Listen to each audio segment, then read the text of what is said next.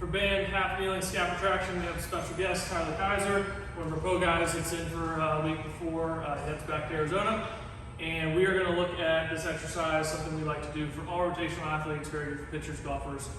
Same idea we talked about last week with the quick tip last week, being able to feel like we're going to keep one side still this week instead of rotating, but involving the hip and then some hip-shoulder separation with how we're moving.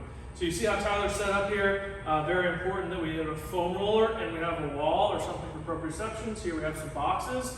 That's going to keep Tyler in line to make sure that his body's not flailing all over the place.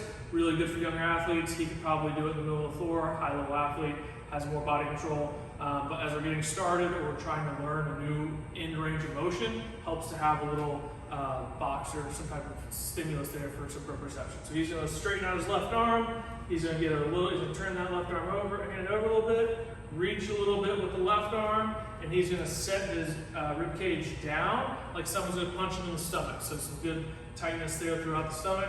He's going to keep the knee pushing the foam roller, left arm replaced there, really good there. He's going to pull the shoulder blade back and start rotating his chest to the right.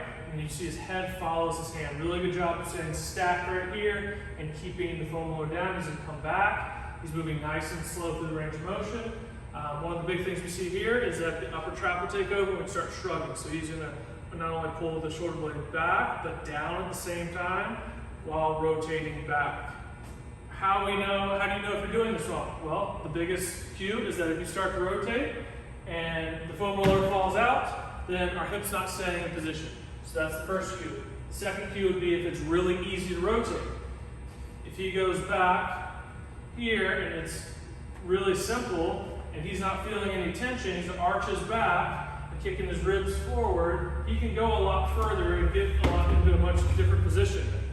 But as you can see, the foam roller fell out there too. So we want to use these constraints to teach us through the proper range of motion. I'm sure you felt that a ton behind your shoulder blade, right? And then you can feel the tension in your stomach as you're holding your hips, as you're holding that position throughout the entire range of motion.